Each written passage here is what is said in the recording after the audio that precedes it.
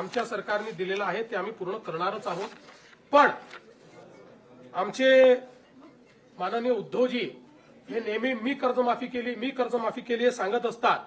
म्हणून आपल्या फक्त नजरेस आणून देतो की महात्मा ज्योतिराव फुले ही कर्जमाफीची योजना त्यांनी घोषित केली होती. त्यावेळी त्यांनी 20,500 कोटी रुपयाची कर्जमाफी केली होती. 20,500 कोटी रुपयाची. त्याच्या 3 वर्ष आधी आमच्याही सरकारने, मी मुख्यमंत्री असताना आम्ही छत्रपती शिवाजी महाराज कर्जमाफी केली होती.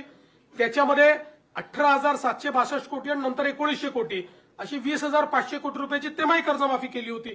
त्यामुळे उद्धवजींनी काहीतरी वेगळं केलं असं नाहीये. आधीच्या सरकारने केलं होतं. उलट उद्धवजींनी जे 50,000 रुपये नियमित कर्ज धारकांना द्यायचं कबूल केलं होतं, 2.5 वर्षात फुटकी कवडी दिली नाही. ती सगळी ज्यावेळेस शिंदेसाहेब मुख्यमंत्री झाले त्यावेळी आम्ही जवळपास 5,000 कोटी रुपये हे त्यावेळी दिले. आणि मी हा आकडा याकरता सांगतो की आपण एक लक्षात ठेवा, 20,000 कोटी रुपयाचं त्यांनी त्या ठिकाणी कर्जमाफी केली.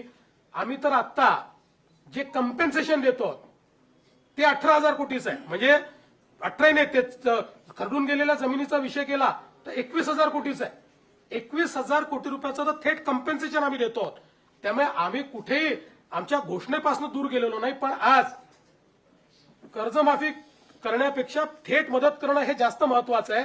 कारण कर्जमाफी केली तरी तो आपल्या जमिनीवर माती कुठनं आणणार आहे, तो आपल्या पुढच्या हंगामामध्ये पैसे कुठनं आणणार आहे. आणि म्हणून कर्जमाफीच्या संदर्भात आम्ही कुठेही मागे हटलेलो नाही. ती देखील आम्ही करू. पण आज जी थेट मदत करणं हे गरजेचं आहे, ती थेट मदत आता राज्य सरकारच्या वतीनं आम्ही करतो आहोत.